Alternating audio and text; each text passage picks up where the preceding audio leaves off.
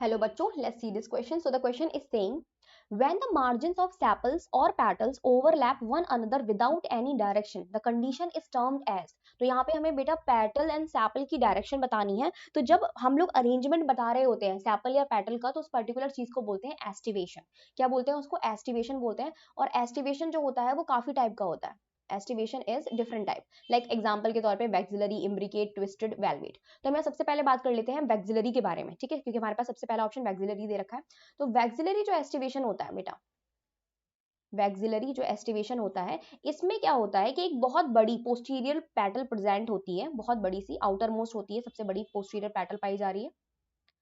और ये पैटल जो है दो पैटल्स को अंदर अपने लिए हुए होती है. तो ये दो पैटल्स अंदर आ गई और फिर ये दो पैटल भी क्या करती हैं, दो फ्यूज्ड पैटल को अपने अंदर लिए हुए होती है. तो ये क्या कहलाता है? वैक्सिलरी एस्टिवेशन कहलाता है. तो यहाँ पे कोई भी पैटल जो है, मतलब बहुत सारी पैटल्स एक दूसरे को ओवरलैप नहीं कर रही है, ठीक है, जिस क्या करी हुई, कवर करी हुई है. तो हमारा वैक्सिलरी तो ऑप्शन नहीं होगा, तो हम इसे कट कर देते हैं.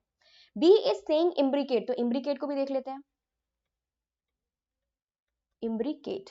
तो हमारा क्वेश्चन क्या कह रहा है कि पेटल और सेपल हो या फिर पेटल हो, एक दूसरे को ओवरलैप कर रही हो बट कोई पर्टिकुलर डायरेक्शन ना हो. तो इम्ब्रिकेट जो हो जाएगा हमारा राइट आंसर हो जाएगा, क्योंकि इसमें कोई पर्टिकुलर डायरेक्शन नहीं होती है. कोई भी पैटल किसी भी पैटल को क्या कर रही होती है? ओवरलैप कर रही होती है. ठीक है, ये जस्ट लाइक दिस, इस तरीके से ये क्या करे हुए हैं, एक दूसरे को ओवरलैप करे हुए हैं. ये यहाँ पे कोई पर्टिकुलर डायरेक्शन नहीं है, ठीक है. एक पैटल कंप्लीटली इन है, यानी कि इसके दोनों मार्जिन जो है वो क्या है, ओवरलैप्ड है. एक जो है क्या है, कंप्लीटली बाहर है, इसके दोनों मार्जिन जो है वो फ्री है. और बाकी तीन के क्या है, एक एक मार्जिन ओवरलैप्ड है. तो ये इम्ब्रिकेट कंडीशन है जहां पे कोई पर्टिकुलर डायरेक्शन नहीं दे रखी है. तो बी हमारा क्या हो जाएगा, राइट ऑप्शन हो जाएगा. B is the right option. C को भी देख सकते हैं. सी कह रहा है ट्विस्टेड. तो सी हमने गलत क्यों किया? क्योंकि सी में बेटा जो ओवरलैपिंग है वो एक एक है, एक एक मार्जिन जो है वो ओवरलैप्ड है, ठीक है. पेटल का एक एक मार्जिन, यानी कि इसका एक मार्जिन, इसका एक मार्जिन, इसका एक मार्जिन और फिर इसका भी एक मार्जिन ओवरलैप्ड है. तो ऐसे में जब एक एक मार्जिन ओवरलैप्ड है तो हमको क्या दिख रहा है कि ये क्लॉकवाइज में है, ठीक है. ये क्या दिख रही है हमको? क्लॉकवाइज दिख रही है.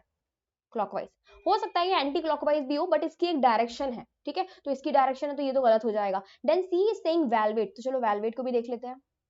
वेलवेट में बेटा ओवरलैपिंग होती ही नहीं है. इसमें पेटल जो है वो बिल्कुल एडजस्टेंट लगी हुई होती है एक दूसरे से. 1 2 3 4 5. अगर 5 होती तो 5, मैंने टेट्रामेरस बनाया तो फिर देखो 4 यहाँ पे प्रेजेंट है. तो यहाँ पे ओवरलैपिंग तो हमको दिख ही नहीं रही है, तो हमारा डीबी क्या हो जाएगा, गलत हो जाएगा. The right answer is B, imbricate. I hope आपको समझ में आया होगा. Best of luck.